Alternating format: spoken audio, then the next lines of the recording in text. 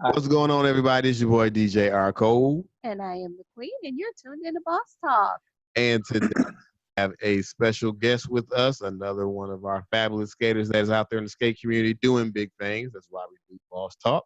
And he is on Boss Talk. So, skaters, without further ado, we have the man himself, Mr. L. David, a.k.a. Nizm, is in the building. What's going on, my man? What's up, y'all? Hola, konnichiwa, howdy, what's happening, what down, guten tag, all that good stuff. Hey, everybody's included. Everybody's included. So if you're a multi-language, at least you know he said what's happening. Right. Some form of fashion. So real quick, we are going to start off with our signature question, and that is, how long have you been skating? 31 years this year. 31 years this year.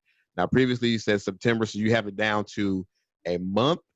And you September 9th, it was a Saturday. First session was at 9 to 11 at the Rink Fitness Factory. This man has a photographic memory. A photographic memory. Wow. So tell us about your first experience at the skating rink.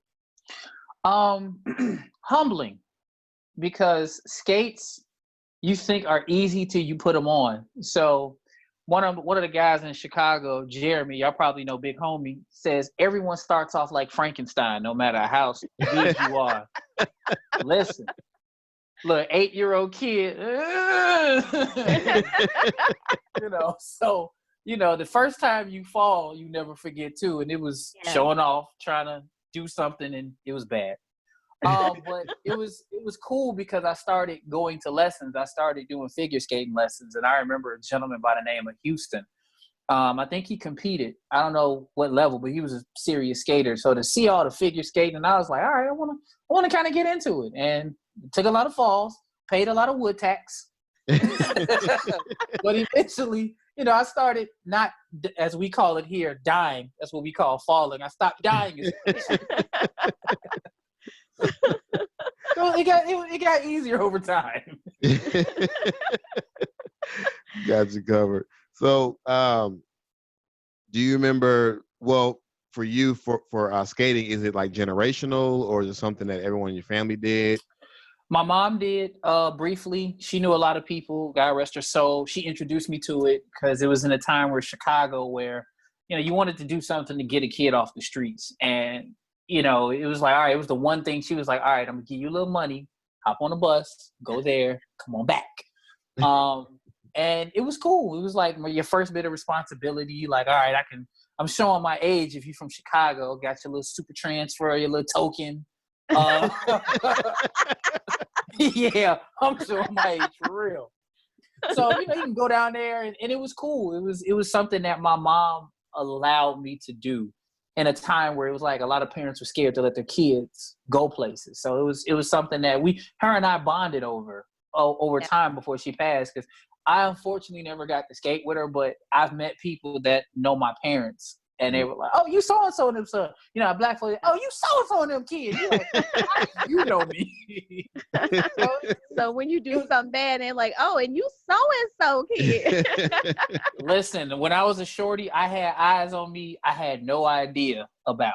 Like, from her friends, his friends, some of the skaters that I looked up to were like super cool with my dad. So they like I remember one story that I didn't have enough money to get home because as a little boy, you put all your money in an arcade. Right. So playing Altered Beast again, showing Altered Beast. Altered Beast. Wow. I remember. Right. You know what I'm saying? So I was trying to get on the bus, and I didn't know this dude was a fraternity brother of my dad's. And he was like, yeah, come on, get in the car. And I'm like, I don't get in the car with strangers. Yeah. So he was like, he said something that, all right, he knows my dad. And he was like, I'm always watching you. So I couldn't get in too much trouble for the first few years. But I did, though. But not right away. Hey, it happens. It happens. Right. Absolutely. Yeah.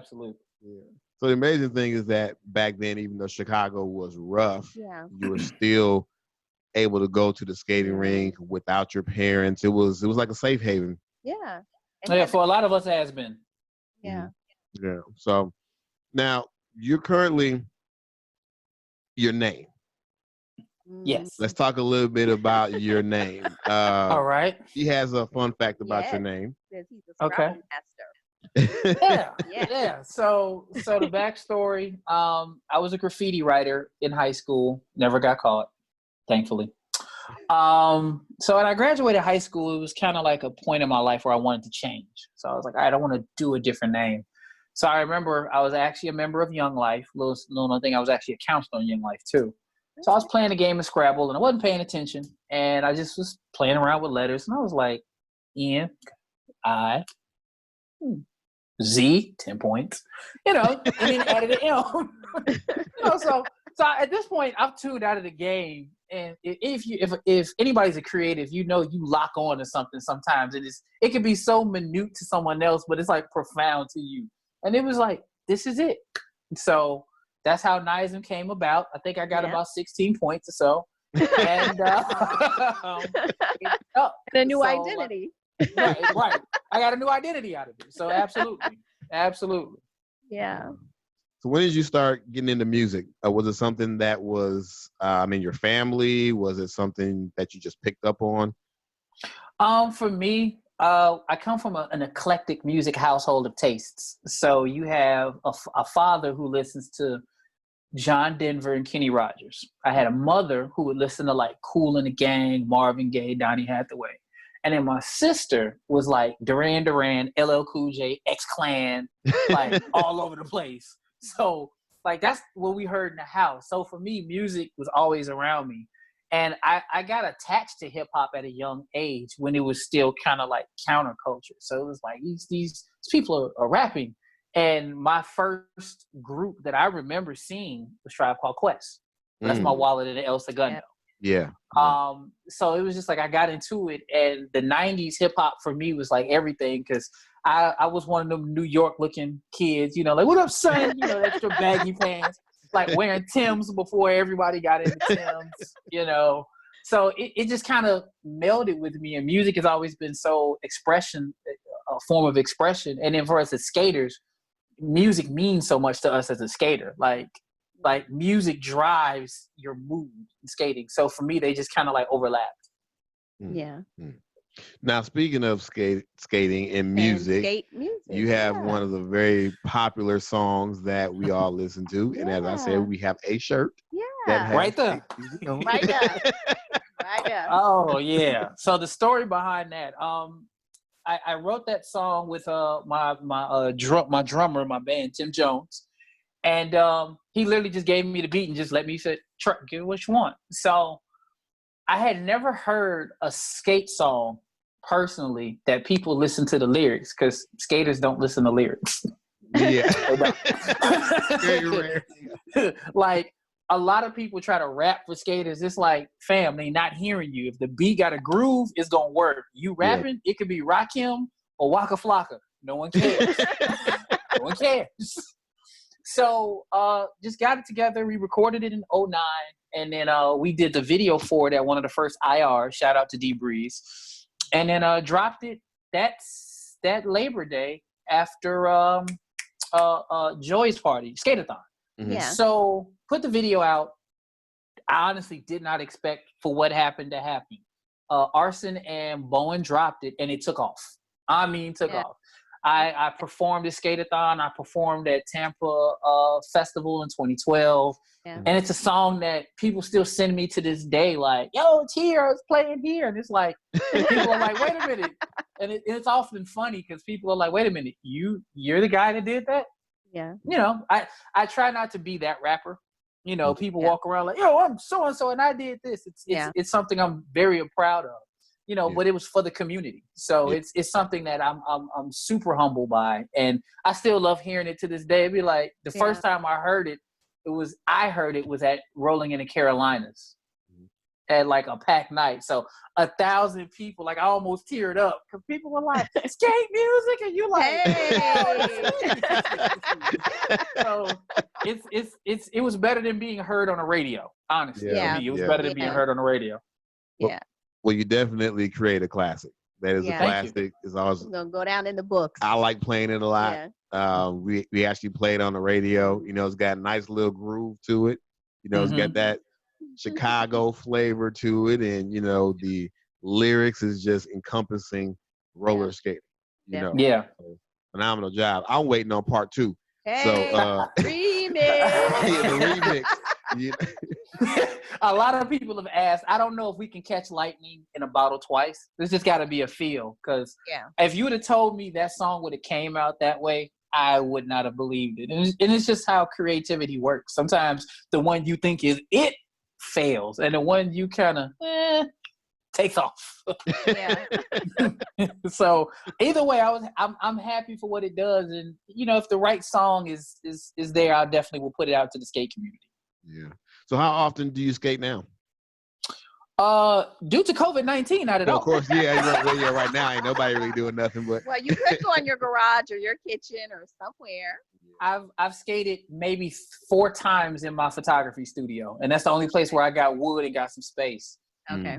Before the beer virus kicked off, as I call it. The beer virus. Yeah, for the beer virus, about 2 or 3 times, maybe a month, because I want to skate more, but between work, school, it's hard to get the time. But I was glad I was able to skate right before it, so I went to Jive, Biscuit, got to hang out with folks, and it's a reunion when we skate now. It's like I love watching other skaters. I still skate pretty hard, so I'm thankful I can still roll, but time right now wasn't allowing it.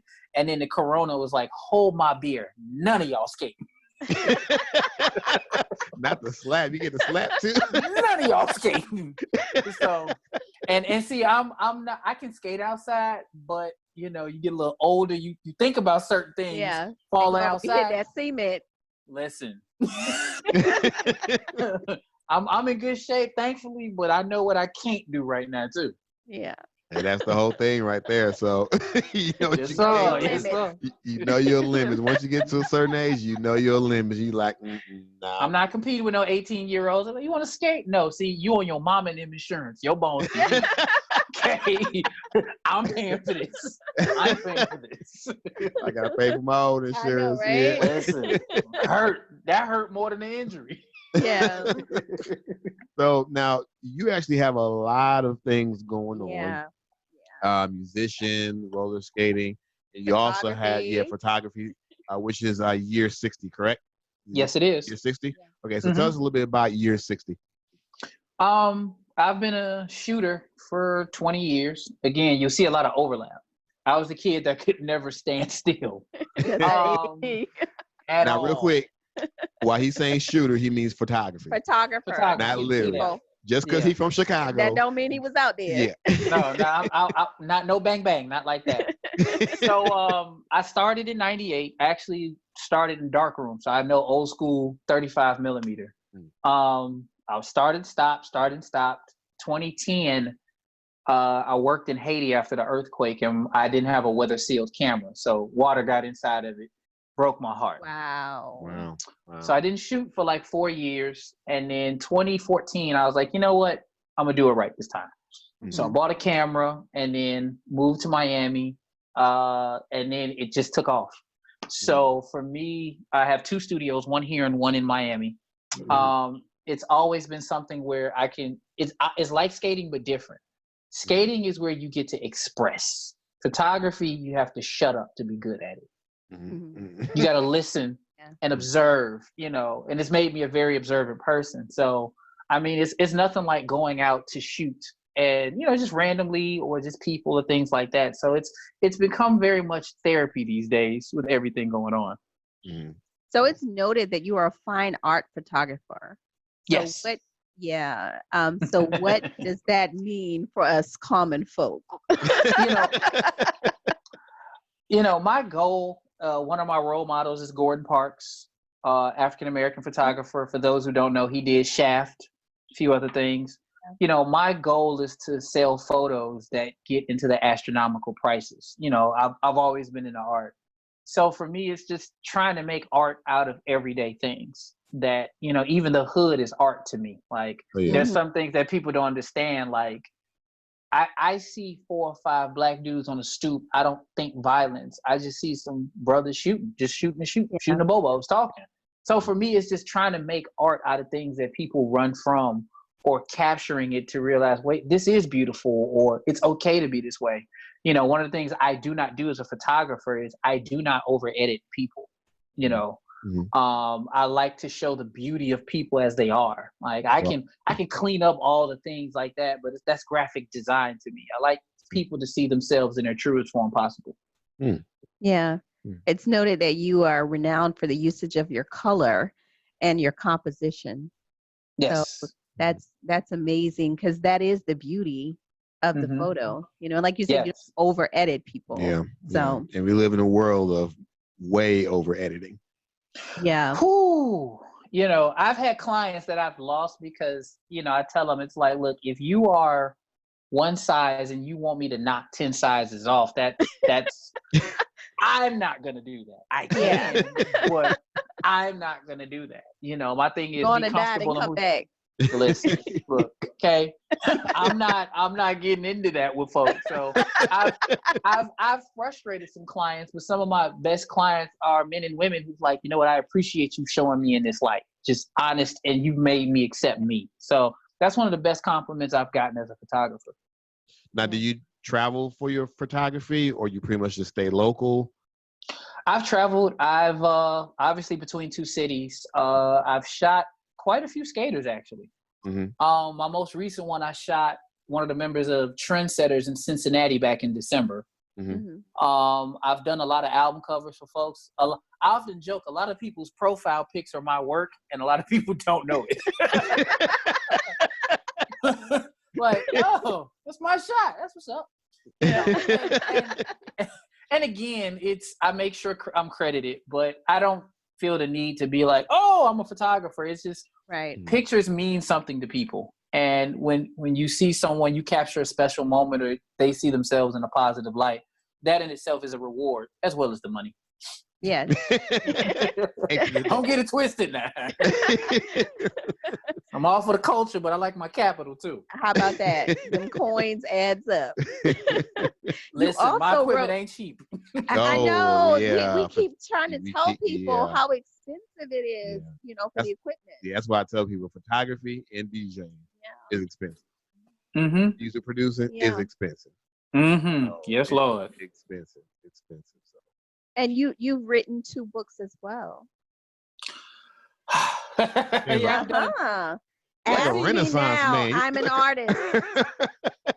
So both of those aren't officially out yet. They're pretty much ready to go. I've kind of pulled back on putting them out. One of them, Ask Me Now as an Artist, is a Nas quote from Nas's Like. To me, that quote personifies just me. So what it is, it's a monogram of a lot of my work, photography, drawing, and other stuff. Pretty much got it packaged and ready to go. Just waiting for the right time to put it out. And then I'm adding to that body of work. So most people don't put a monogram out at the beginning of their career. So it's kind of different. But for me, I've been blessed to do so much. It was kind of like a time capsule. Like, what have you done? Yeah. And I think it's good to reflect on what you've done, because we get so caught up in the next thing and the next thing. Sometimes you got to look at your own dopeness and be like, yo, I did that. And it's okay to look at it and marvel, because it motivates you to do and be better. Definitely. Wow. Definitely. Wow. Well, we're waiting. I'm waiting on it. Anything about Miami, and I love the play on my. Yeah. So Miami more than just the beach. So I moved to Miami in 2016, and most people think of South Beach, and Miami, like any other city, has so much more to it. So I worked specifically in the entrepreneurial scene, shooting different entrepreneurs and things like that. And for me, I wanted to capture a city that most people don't know. You know, when you hear Miami, you think beach, you think of certain things, but Miami has one of the highest homelessness rates in the country. You know, and then the cultural demographics of, you know, I came from a city where if you were Hispanic, you was assumed Mexican or Puerto Rican. Right. Whereas in Miami, you got Cuban, Venezuelan, and all these different cultures of Spanish. And it's different. It's just like, you know, black people in New York ain't the same as black people in LA on certain Oh, yeah, it's totally different. Yeah, it's like a whole nother country. a whole nother country. So to be able to see that and understand where that was in the world and capture that, Wynwood is a great art neighborhood where Art Basel was at every year. So to kind of capture that, and my job was to show like it is more than just a beach. Because I tell people, just don't go to South Beach. Like every city has their tourist spots. Like Chicagoans be like, oh, that's Michigan Avenue. Everyone else is like, that's the Mag Mile. Like, oh, it's just Michigan Avenue. It's the same thing. You know what I'm saying? So my thing is going back to that, finding that beauty that people overlook or gloss over, and just kind of go, wow, I didn't realize that. That's amazing. Now, I actually saw a video that the Queen had actually, had actually sent me earlier. Okay. And it was a video of you actually performing on stage. Yeah. Yes. That was at the Tampa. Okay. And you and Ice. Yeah, you was with Ice and yeah. Uncle Ice. That was actually pretty cool. Yeah. And a lot of that was ad-lib. So that was the first time I met Uncle Ice. Always shout out to Ice. And I heard about him. I mean, the man is a legend in the skate world, but he's just so down to earth. And, he and I talk regularly. He was just, and one of the things, and I just told him this recently, it was like we interviewed and they were so enamored with him, and I'm cool with that. And he made sure that like, yo, make sure you get my man's here. Yeah. You know what I'm saying? and to me, that spoke just volumes about his character. And I mean, he's always sharing jewels with the community, about being better, about Black people and everything else. And I mean, he's like the uncle I never had, like just love him to death. And he checks in like, yo, you good, so here's this man in a community that's almost like larger than life. And he just makes sure everyone is on the same level. Yeah. And there's a lot of, for you people out there who may not know, you can go on YouTube and there's a lot of footage of you guys just skating. I seen you with your footwork. You did that middle work in the Legends in the Wood. I watch your footwork. I gotta make sure you on with footwork. I'm known for one or two things with the skates. Yeah. Skating has always been fun, and as I got older, I just got more creative with it. So, I'm a JB skater by heart, but being a dancer, coming from a musical background, like it's always, how can we put this in and make some gumbo? Do something different. Yeah. Just how can we freak it a bit? So, folks have known me for my footwork, and then I skate with his crew. Our crew is Suicide Kings. Love the name. It's like, ooh, suicide. Oh, Well, we've been around since 1999 unofficially. It's about 18 of us. And there's a lot of skaters in SK that a lot of people don't know about that they know very well. So, like, Batman is a member of SK. Josh. Okay. Yeah. Caveman is a member of SK, Memphis. So we're all over the place. It's just, I tell people, like, we're your favorite skate group.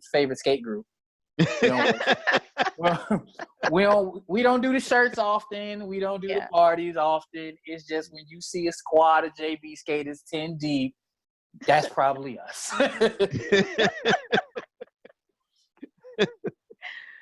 Now you have a lot of other songs out there too as well. Yeah. Other than skate music. Yeah. So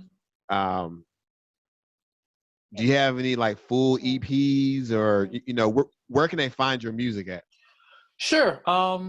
It's on Bandcamp, so nizm.bandcamp.com. I have, I think, about 8 or 9 projects I've done over the last 20 years. Yeah. And the titles are just so moving because it's like so thought-provoking with the titles. They're not just random. It's not no panda. You got real titles. I mean, like Evolution and Ascension. And I mean, I'm just like, I was like, whoa, that's deep. I gotta hear, like, what is all this about? And even the titles of your songs were just engrossing. You gotta hear it just to know, like, what were you thinking about with that? Like, Swagify. Yeah. I was like, okay, all right now. Yeah. So that's a good one to cover. So when swag came out, like, the word was just painful to me. It was just visceral to my ears because it was just like, it's bad when like unhip people use it. And, like, oh yeah, we got swag. You're like, all right, stop. When your uncle So for me, it was just like, all right, I just want to flip it. You know, I want to do something different. And that song, even in Chicago, had its own cult phenomenon because it was like the opposite of swagger. You know, so for me, it's always just thinking through a song and doing something with intention. For me, and to your point about the album titles, like I don't do the album I don't do a song if I don't have an album title. It's still a design exercise for me. Like, Right. what do I want it to connect to? What is the visuals behind it? My last project I did was called Through the Lens of L. David Stewart. That came out in 2018. I hadn't actually done a project in about 6 years before that. Mm-hmm. And what led to that album was I had an itch to do music. It's different when you're older. Like when you're young, you just want to put out music. So forth. And I got grown man issues, bills, problems, and all that now. So what led me to do the album is, and this is something we don't talk about in our community, I've actually dealt with depression. I was diagnosed mildly depressed in like 2007. And I was dealing with some things, and I went to a therapist, and the therapist was trash. She meant well, but she didn't culturally understand Black things.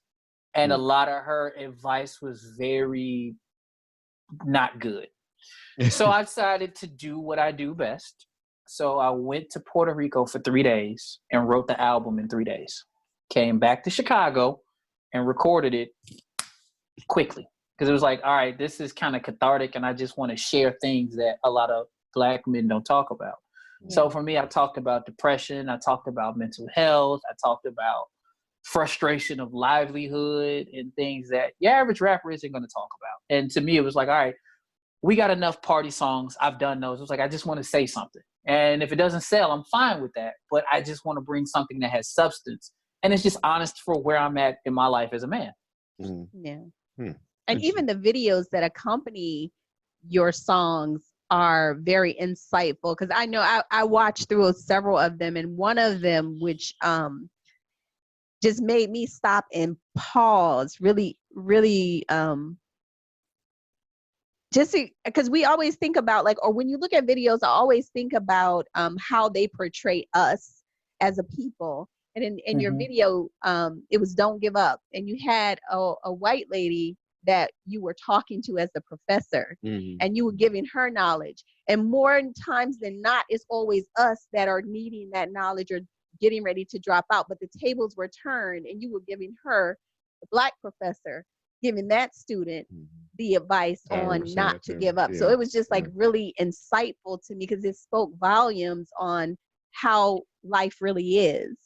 And it was a lot of, well, one, that was actually one of my old students too. So that definitely helped. Okay. Oh, wow.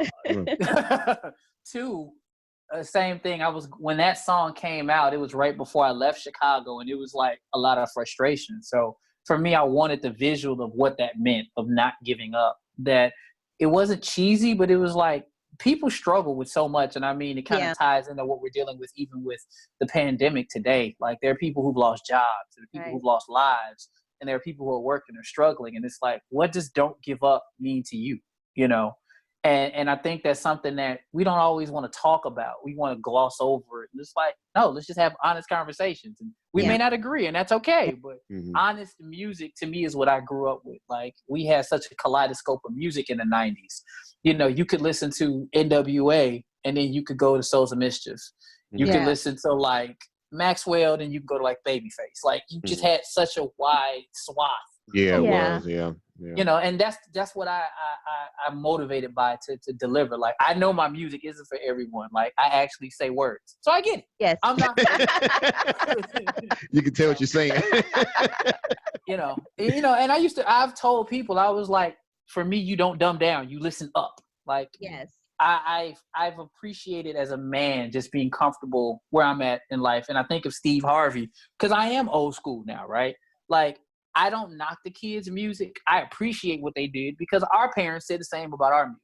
Right. But I know I know who my music is for. And if you decide to come on up here, bless your spirit in your ministry. Yeah. If not, I'm okay with that too. Because I saw an interview, you said your music isn't for kids. No, because, you know, now we grew up with I grew up with a certain level of lyricism. Like, my favorite rappers got bars, like Black Thought, Jay. People don't like it, but Eminem mechanically is amazing for rap. Like you can disagree with what he's saying, His but vocabulary mechanically is is insane. Yeah. You know, Yeah. I grew up. I was a kid when Nas dropped Illmatic. You know, that album is in the Library of Congress. Like that's what motivates me. Like I remember it again, showing my age, when you heard a bar and be like, hold on, hit the tape, hit rewind. Actually hit rewind. Right.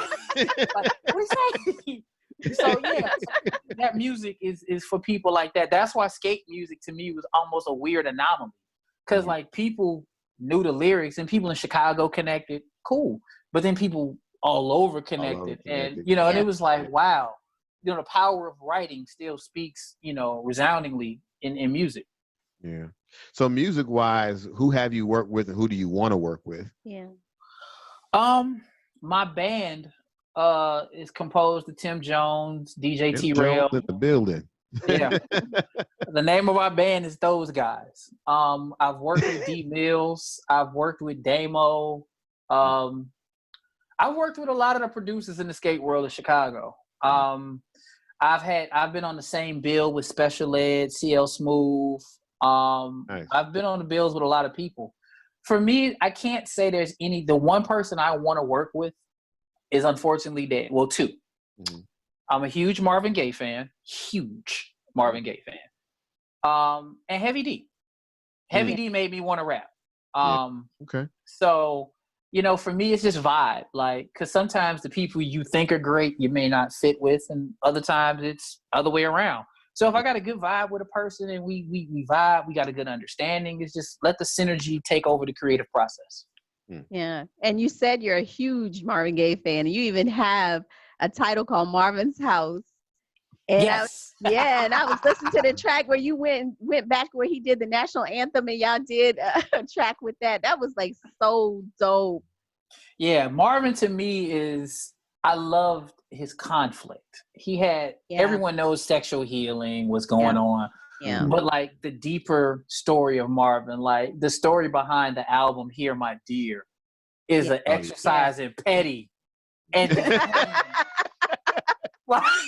so for those who don't know, Marvin Gaye basically, when he was getting divorced from Anna Gordy basically was like, and if I'm wrong, correct me, was like, yeah, I'm getting the proceeds of the album. So Marvin just put the album out and didn't promote it. Like, all right, you're going to get this album. So that's why Hear My Dear is one of his least promoted albums. Yes. And it's an album basically of him bearing his pain about losing his wife. And then a few years later, he comes back with Sexual Healing and gets all the change. Yep. and then to your point with Marvin's House, right around that time, Drake dropped Marvin's Room. Yeah. Oh, okay. Mm-hmm. I call it the ultimate cock block song. You know, I'm just saying, too bad. Like, fam. Like you heard out here. But for me, it was like, all right, what are the Marvin Gaye songs that people have never heard? So like the national anthem. Like a lot of people have never heard him do the national anthem. You know how much soul you gotta have? I know. To flip the national anthem. Like I think Kaepernick would stand for his national anthem. I really do. Yeah. You know, and some of the other songs, like my favorite Marvin show is actually Marvin Gaye Montreal 1976. The outro samples that, and it's a part where he's talking about what's going on and his purpose in life. And to me, it's like he said so much. Granted, he was a little high, whatever, but beyond that, like if you really get into what he was saying, and that's what's sampled in the middle of the song, it's like, yeah, what is our purpose? You know, and for me, just Marvin's tension has always been fascinating to me because he was a life taken too soon, and we love his music. But like most artists, we don't dig past the singles or the songs we know. So and a lot of the gems are you have to dig to actually hear them. Yeah. So like there's two Marvin Gayes. There's the Marvin Gaye before Tammy Terrell passed, the clean shaven, and then that's the Marvin that came back 3 years later with the beanie and the beard. And and Berry Gordy didn't even want that album to come out. Yeah. Like Berry Gordy fought that album. So it's kind of like, so how do you feel about that now, Bear? You think you were wrong? Yeah. Oh, I think he's feeling pretty good. Absolutely. So huge Marvin Gaye fan. And like I said, Heavy D was dope because I love, as my friend called it, luxurious drug dealer music. It's great motivational music. Yeah. But like Heavy D was just so dope because in a time when everybody was hard, he was like cool with the dudes, he was cool with the ladies, and Buddy could dance. Yes, he could. Yes, he could. Yes, like he could. we got our own thing video. I'm looking like, yes, he who is could. dude, like hopping and turning. I and know. twisting. I remember Big boy was watching moving that. all of that. I remember watching that video He on was my a sexy big grandma's boy. TV. And he was moving. That's all I was gonna say. That boy. Yeah. And we used to skate to him in Chicago. So he's got a song like, what was it called? You Ain't Heard Nothing Yet, which is sampling, I think, Grover Washington. Mm-hmm. And it was just like the bass and all that. So it was like, I really wish I could have met him because like his music, everyone's like Rakim and all that. I was like, it was Heavy D for me because I was like, this dude is dope. And he had wordplay, he had style. Mm-hmm. Yeah. He was dope. Yeah. And he always stayed the same. He never changed up. Yeah. Never changed. He did so much. Like a lot of people don't know, he produced the track for Jay-Z before he passed. Mm-hmm. Wow. The joint with Lenny Kravitz on, I think Blueprint 2 was produced by Heavy D. Wow. That's Yeah. Yeah, like, you know, he helped produce Soul for Real. You know, he did a lot of stuff. You know, the Candy Rain joint, my love. You know, that remix is fire. Yeah, that remix is fire. And you know, it's funny. A lot of people don't play that remix. That remix, no, they don't. Like, that remix goes hard. Yes, it does. So, yeah, as you can tell, I'm an audiophile. Like I do.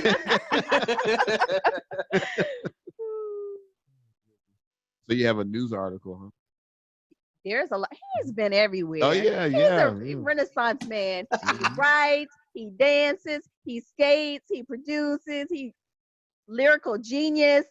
I mean, got degrees all over the planet. I don't know. Like, where we going? Like, what do you want to talk about now? I got a lot of stuff we can talk about because I like, this was one of your music hip hop articles, the one building a hip hop career. Mm-hmm. Yeah. So that was like really nice. Like I was like the history and the great thing about you is that you're not that old where you can't find your history. It's like it's written so the younger people that are looking or listening to you, they can go back and they can see all that you've done and try to apply that and make themselves better as well. Sure. I thought that was just so great. I'm just amazed that you definitely done digging. It's just I'm like, she gonna dig. I'm gonna tell y'all, if we doing an interview with y'all, she is going to dig. She is going to dig. Facts. Like you're a tagger, but you weren't that good. I like fun facts.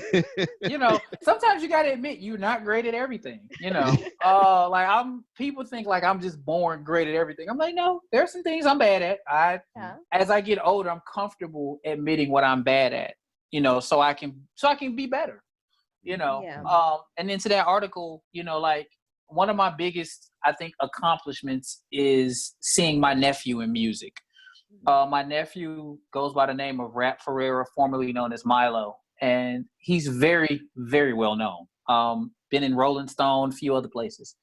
And he learned from my mistakes. And there was a time where it was kind of like, you want that same thing, but as a community, you realize sometimes you go through things to help others. And if you will get yours if it's meant to be, but you don't like not give to people because, I'm not getting that shine.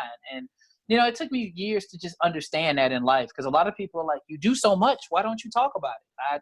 I like to listen to other people. Life changed, like the passing of my mother changed my view of accomplishments in my 20s. So I was like 23. I was in school in another country. My mom passed of cancer. And it was like, at the end of the day, it's not the degrees as Kanye talked about. It's like, what did you do for people? Like, how did you contribute to make someone's life better? And that's something I really try hard to do every day where it's like, I could brag, but what is bragging really going to do? It's like, it's about exchange. It's about conversation. It's about moments and experiences, not just like accomplishments. Because the great thing about death, it's the great leveler. We all going to do it. Yeah. That is very true. That is very true. So what do you have PhDs in? I just want to hear you say it. I just had to throw it out there. Oh, I needed that laugh. So I don't have my PhD yet. I'm in the middle of my dissertation. So I have a bachelor's, 2 masters, and I'm hopefully will be finished my PhD by the end of this year. My degree, I have degrees. I have an undergraduate degree in architectural studies. I have an MBA in marketing. I have an actual master's degree in real estate, and I will have a doctorate in business administration. So y'all can get some music. Y'all can get a house. Y'all can get a house built. And ain't none of it cheap. So before you come on over here, Right now. just know Navient want their money, so I got to get my paper. I know that's right. How about that? Sam's getting his, I need mine. Hey, I always love learning, and then 2, life happened. I never had a plan to get a PhD as a kid, so let me just put that on record. Yeah. I had no interest. If you'd have told me 10 years ago I'd be having a PhD, I'd be like, the devil is a lie. So architecture went south in 2008 with the recession. I got into higher education, and it was like, all right, well, I like higher education because I didn't see enough of us in higher education. So that became more of my passion, but it was like, you can't just teach to teach. What are you going to teach? So for me, I've taught risk finance, everything from risk finance to marketing to multimedia design. So for me, I love teaching because my dad says something I live by: to teach is to twice learn. And ironically, I learned how to teaching people how to skate. You can teach people to not fear skating. You can teach anybody anything, especially someone that doesn't know how to skate, or the feeling we have when we get a move that we've worked so hard on, and someone just told you, all right, bend your knee this way. And the minute you get it, that glee of adding this move to your arsenal, Yeah. So for me, that's what my passion became. I just did a lot of things along the way, and I can teach a lot of those things along the way. I will say, anybody who's looking to do a PhD, it is not for the faint of heart. Listen. No, I'm not getting another one. I told people when I'm done, I'm reading picture books only for like 3 months. I don't want to read jack. You hear me? If it ain't got an image, no. And it's been humbling though. Like, one of the things that I've learned is you learn what you don't know doing a PhD, because people think if you have a PhD, you're smart. That's not necessarily the case. Yeah. You become an expert in something that is so minute, that you find interesting, but people would be like, well, you got a PhD, so I'm like, oh, Kimosabi, I don't know nothing about health. Just because I'm gonna get a doctorate don't mean I'm a doctor in this. Yes. I'm not a doctor in skating. I'm not a doctor in this. This is what I am an expert in when I get it done. No more, no less. Yes. And what is your dissertation on? How can design thinking increase the number of Black architects in the United States? Very amazing. Say it one more time. That was like real quick. Yeah. Trust me, I'm used to it. It's a tagline now. How can design thinking, which I'll explain briefly, increase the number of African American architects in the United States? Gotcha. So design thinking is a kind of a business strategy taken from the architecture world that has been applied to other areas. But to give you an interest of why this is important to me, even though I'm not in architecture, there's about 380 million people in the United States. Of that number, I'd say 13 to 15% are African American. So let's just say, for the sake of numbers, we're talking, I'm going to lowball the number on purpose, but let's say it's about 20 million African Americans in the United States.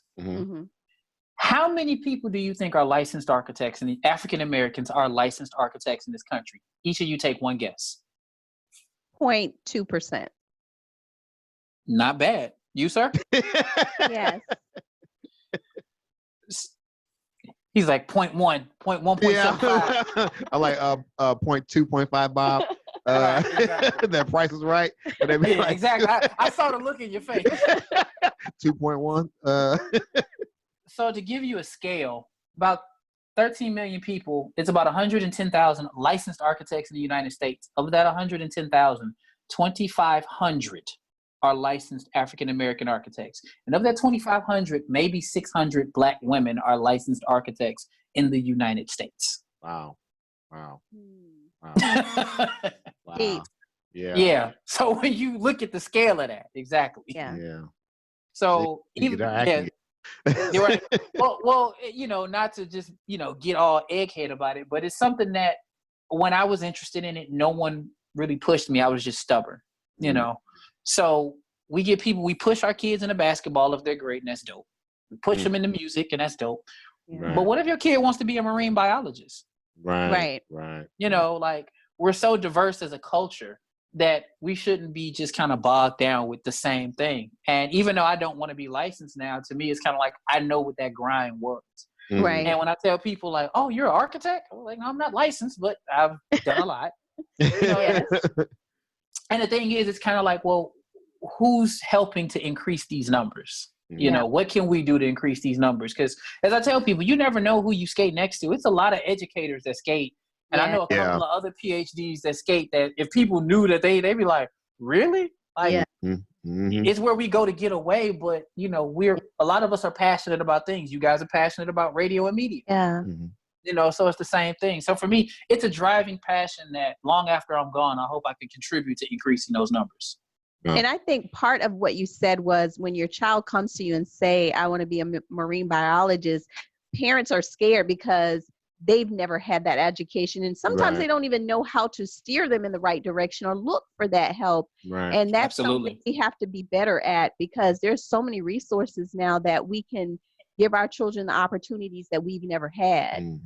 Right. And then as a culture, it comes from how our parents and our parents' parents were raised. Yeah. So like a lot of times a kid could have been a great painter, but it's like, baby, you ain't gonna get no career from that. You better go get you a job. Yeah. And my mom was one of them. Like I became an architect because she said, and I quote, artists make their money when they die. Yeah. And it was like, that kind of sucks. But I get what she was trying to get me to do, but it's like, as a culture, we need to, if this kid is good at something that we may not even understand, just because it's creative or we don't know, nurture it the way you would the next LeBron, the next Jay-Z, because we need everybody in different fields to make this place a better place. Wow, nice. All the information you just gave and the knowledge you dropped, I feel like I got an associate's right now. Man, stay on a little longer. I'm gonna have me a bachelor, then I'm gonna have me a master's. Hey, gotta share what you know. Gotta share what you know. Oh yeah, definitely. So what's next for you, man? I just want some sleep when I'm done with this PhD. Let me just start with that for the record. You know what I was gonna ask you, when do you find time to do anything? You squeeze it in. I mean, right now it's just a lot going on. Like my PhD is taking up a lot of time, and then I work full time. So like I was telling you all earlier, like I literally was on a Zoom call up until, and I was like, look, y'all, I got something to do at 4:30. Wrap this up, dude. Wrap it up. So, I squeeze it in, and, I do find time important to take for yourself. We live in a world where it's go, go, go. And like I said, mental health is super important to me. And sometimes you just got to say no. I actually took about a 9-month break from school up until recently because I felt the burnout coming because it was like, all right, you rushing and everyone's like, oh, I'm so happy for you. Be like, boss, I was tired. And I just, I was tired, boss. and I just, whew. And then for me, like dealing with depression and other stuff, is like, you got to be careful to not live your life through other people's expectations. Right. If you're not comfortable, don't do it. So I took some time off, and I found out I was closer than I realized to being done. So I just want to get it done. And for me, I try to find, I'm like Jordan, I try to find different things to motivate me. Some good, some bad. So one of the things that I started that is more important to me than even skate music is when I graduated with my first bachelor's, I'll never forget, I came skating with my cap and gown. Skated in my cap and gown. Absolutely. Hey. Yeah. And I've had other skaters in the area do the same thing, because I tell people, like, well, I don't care if you got an associate's or whatever. Like, we need to see that because we'll champion someone coming out of jail, which is a good thing if they make it out. We'll give them a party when they go in, but we don't celebrate education like that. Right. You know what I'm saying? Right. So every degree I've had, I've skated in my cap and gown. Hey, there you go. And I look forward with that big old floppy Donny Hathaway hat they give PhDs and the gown, looking like an African-American superhero. Hey. I'm going one stop with a flowing gown. You know, but for me, the other point is that sometimes I went skating when I shouldn't have because I'm so busy trying to kick it in. And people close to me would tell you, like one of my guys in my squad, I remember when he was getting his bachelor's, I would be like, go home. He was like, I want to skate. Your homework ain't done. Go home. Because I wish someone would have told me that, because sometimes we do want to get away, but we can't forget our priorities. And anybody getting anything, I salute, whether it's an associate, it's a trader, whatever. It's like you're trying to make yourself better. So for me, like that's been kind of cool to kind of kick off a trend where people graduate and skate in their cap and gown. Because a lot of times people be like, man, I didn't know you had this background, or I've been thinking I'm going back to school. Right. And you see me as a skater, but I'm just like you. I'm just trying to be better. So that to me is one of my greatest accomplishments. Wow, that's dope. You are so inspiring. I another thing I did watch that you did, What is Your Genius? And you said your genius is your struggle, your creativity, and the ability to use what you have to succeed. And that is so awe-inspiring. I think we all can. It's just first face your demons, admit what you can't do, and then just hop over it. Like, yeah. One of the things people are shocked to hear from me is like, I have fought imposter syndrome since I was a kid. Mm-hmm. You know, and a lot of times we see other people doing more. We see people doing things and it's like, all right, I just got this. I want to be, why am I not being loved like that? And it took years for me to be like, yo, you're dope. Like one of my taglines is, I've been dope, you late. You know, like me and my business partners say that to each other. It's just kind of like, you know, sometimes we confuse confidence for arrogance. Right. We confuse timidity with humility. Mm-hmm. It's a balance. Like I can be confident and still be humble. Like I believe I'm good at a lot of things I do. I may not be the best in the world, and I'm working to be better. So fighting that imposter syndrome for me was part of the struggle, and just having so many setbacks. Like I went through a bad 3-year period in my 20s. It was like mom died, grandma died, homeless, you know, a lot. And, you know, I have a tattoo that reminds me of that. Like if you can go through this and live, you know, you can make it, you know. And that's why Don't Give Up means so much to me, because that homeless scene was representative of something real for me. Mm-hmm. Like, and even then, I'm still trying to skate because skating was like the one place I felt whole. You know, like literally bouncing couch to couch, but skaters ain't leaving their skates. You know, they ain't leaving them skates. So, you know, to me, like I've got so many people I'm inspired by, like Ice and so many others in the skate community. It's like I see what they're doing. It's like, how can you not want to be better when you see other people pushing and trying? You know, I can respect the fail. Like fail fast. Just keep trying, you know. Right. And and to tell people, like, just to give a context to what we're talking about, I was denied from a PhD program 4 times. Wow. 4 times. Wow. So, you know, when I finally got in, I was like, about time. You know? But I think I saw a meme like, we don't share the failures the way we share the successes. Yeah. You know what I'm saying? So it's like, I tell people like, yo, it's not easy. Like, and I boo-hooed on 2 of them. I got denied on.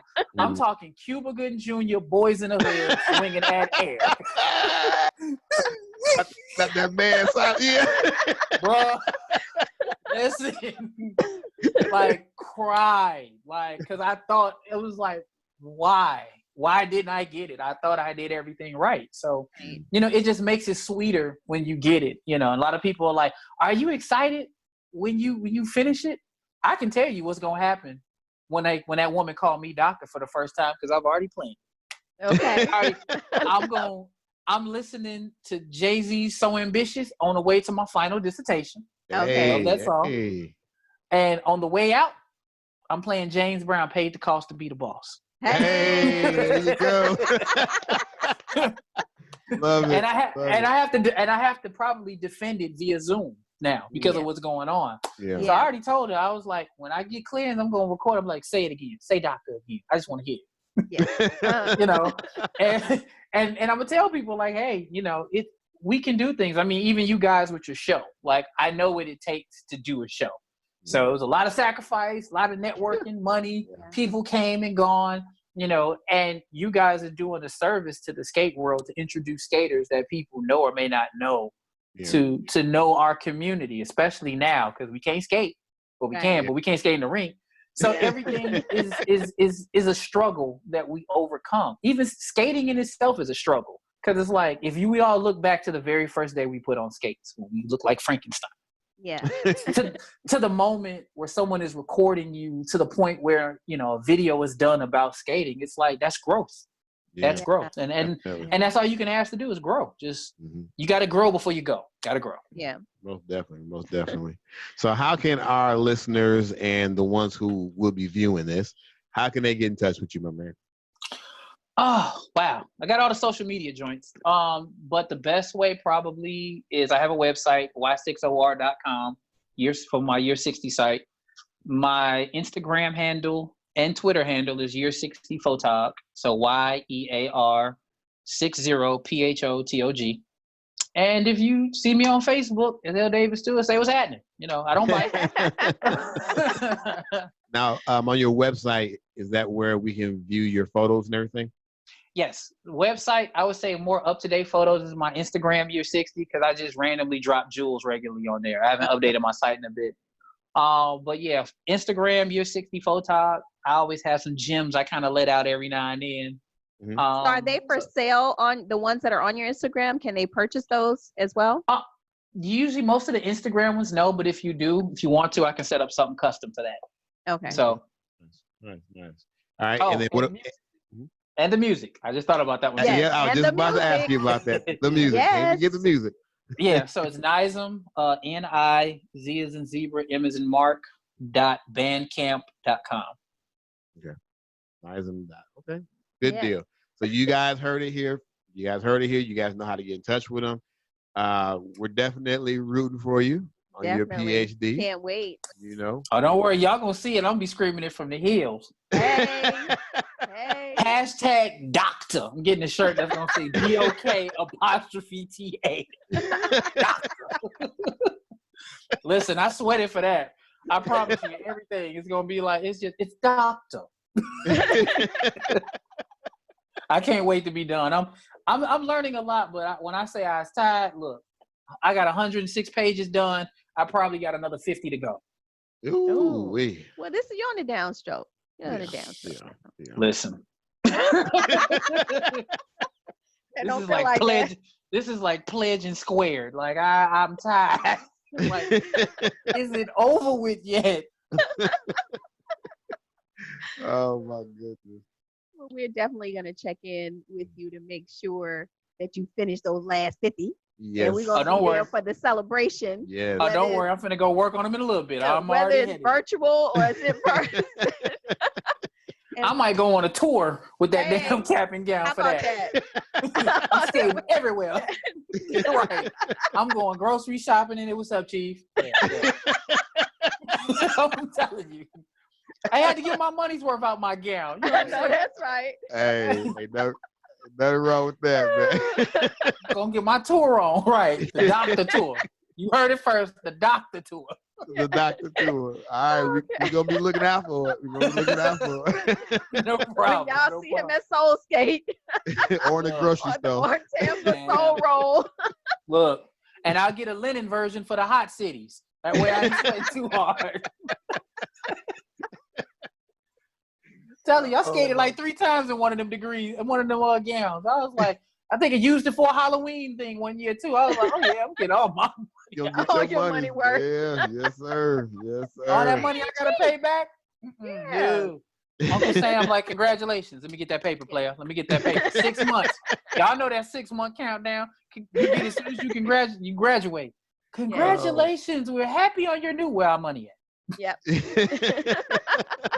And she'll start sending you the letters. Man, count down 3 more months, player. Hope you got a job. 1 more month. We want our paper. And see, y'all laughing because y'all know that struggle. Yes, I know. Man, make you want to re-enroll just so you ain't got to pay.